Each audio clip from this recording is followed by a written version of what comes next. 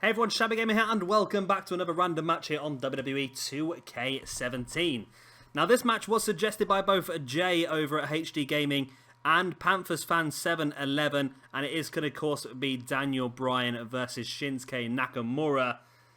I absolutely love having Nakamura on this game. It's just incredible. It really is. And I'm assuming a lot of you guys do as well by the fact of the amount of Nakamura random match suggestions I have had from you. So we're really going to try and get as many as we can done as early as we can, just to try and catch up with all of the suggestions that you guys have fantastically put forward. I have to thank you for all your great ideas, because I had some pretty good matches myself, but when I read some of your suggestions, I just look at them and think, you know what, that's just great.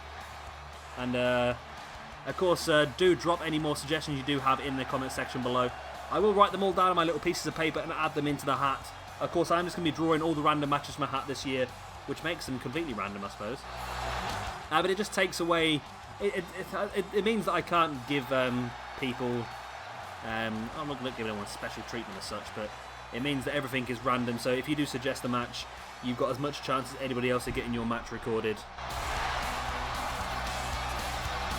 So this one is a match that I always wanted to see, and I think at one point it was very, very possible. It was being touted around as a potential match for the WWE Beast of the East tour, but then of course, because of Daniel Bryan retiring, Shinsuke Nakamura's debut into WWE was a few months after Daniel Bryan retired, but the rumour was before that. Rumour was while Nakamura was still at New Japan. Whether WWE would have been able to organise something along them lines, I have no idea, but it would have been an amazing match if they could have done it. Though they did a similar thing with Jushin Thunder Liger, so no reason why it wouldn't have worked. Just for a one-off, they could have utilised that. And here he comes once again for his third match in 5 in our random match series. It is Shinsuke Nakamura. Just incredible. I just love this guy so much. I really do. And even on this game as well, this entrance is just incredible. This part of the entrance almost looks like it's real as well. It really does, and I think he's in ring. He's fantastic as well. I think he's done pretty well in our random matches so far. Of course, we've seen him facing off one against AJ Styles. I'm losing the ability to talk now. I've recording quite a few of these. Also seen Shinsuke versus Balor versus AJ Styles in the triple threat as well. Honestly, I can't remember who won that one. I really can't. I've been really just going for it. I've been chaining these matches together now.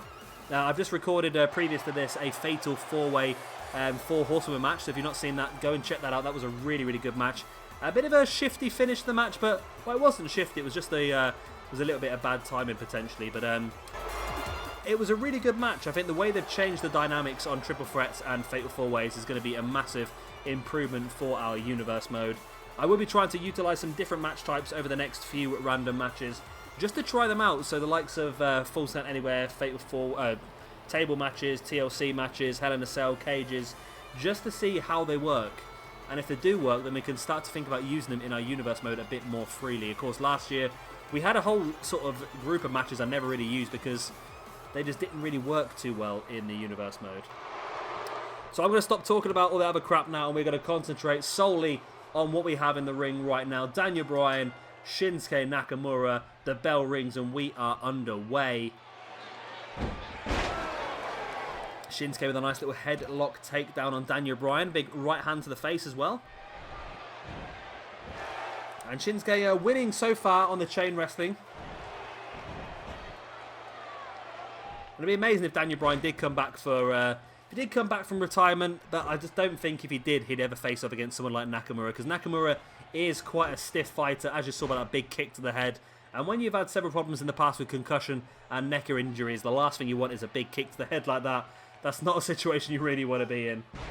Daniel Bryan with the suplex there on Shinsuke Nakamura.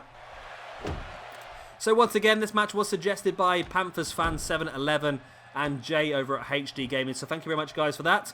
Any other suggestions, like I said, drop them in the comment section below, and I'll add them to the list for future recordings.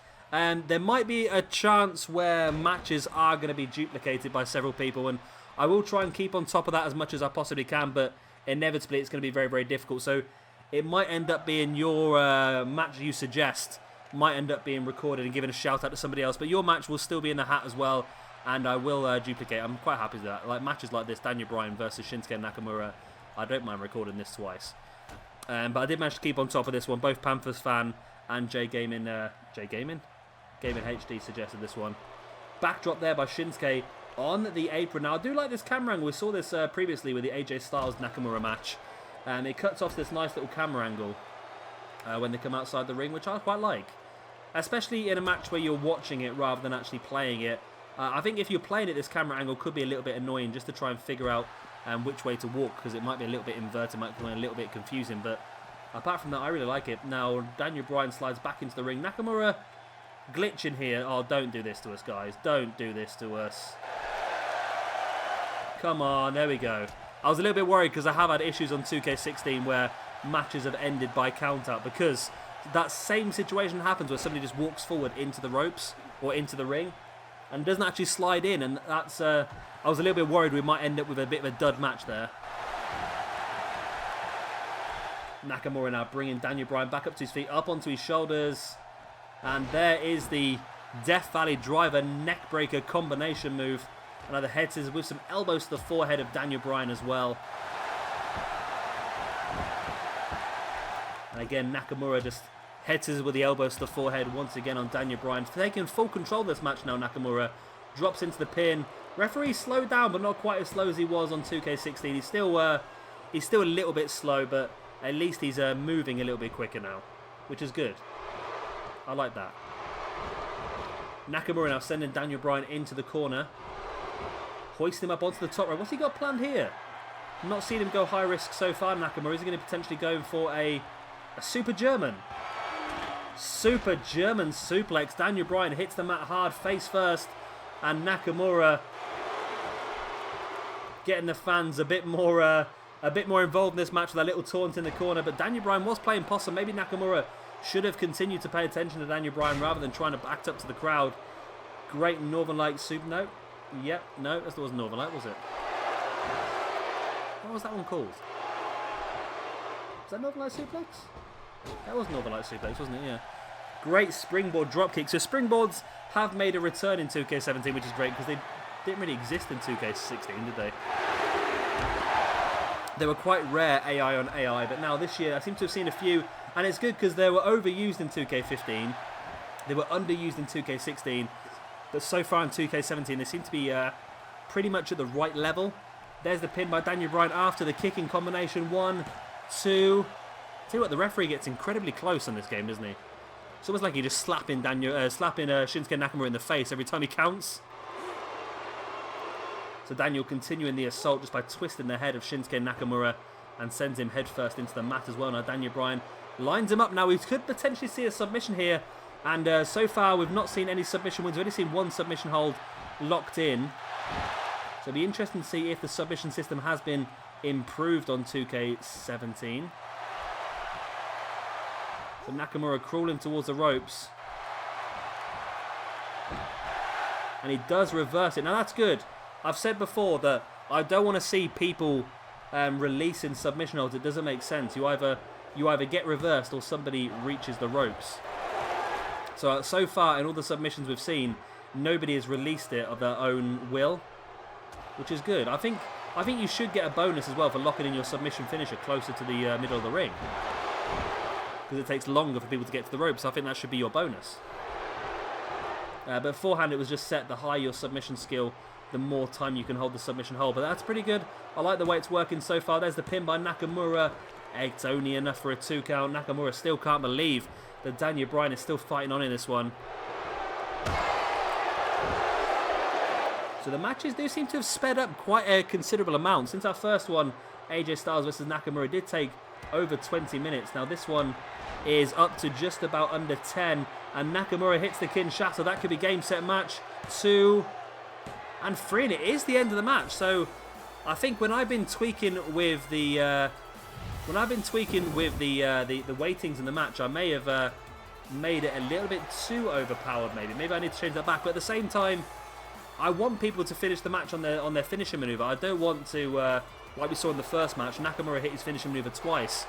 before hitting the knee drop and finally getting the win. So I just need to tweak it a little bit, bring it back a little bit, just make it a little bit more difficult for people to build their momentum. But maybe I could just continue on the same way as it is, but I could change the momentum to slow. That might make it a little bit more interesting for us. But anyway, that is the end of this match. I hope you have enjoyed it. Of course, it was suggested by Jay over at Gaming HD and Panthers Fan 711. Thank you very much for that. Of course, as I mentioned earlier on the video, any other suggestions, please do let me know by dropping them in the comment section below, and I will add them to the hat and potentially get them recorded for you and give you a shout out in the process. As always, if you could hit the like button, especially this early point of 2K17, it would be fantastic. It does really help me out. And of course, if you are new around here and you have enjoyed what you've seen and you're looking forward to a lot more content and some universe mode as well, then please do hit that subscribe button as well. I've been Shabby Gamer, thank you very much for watching, and I'll see you all very, very soon for another random match here on WWE 2K17.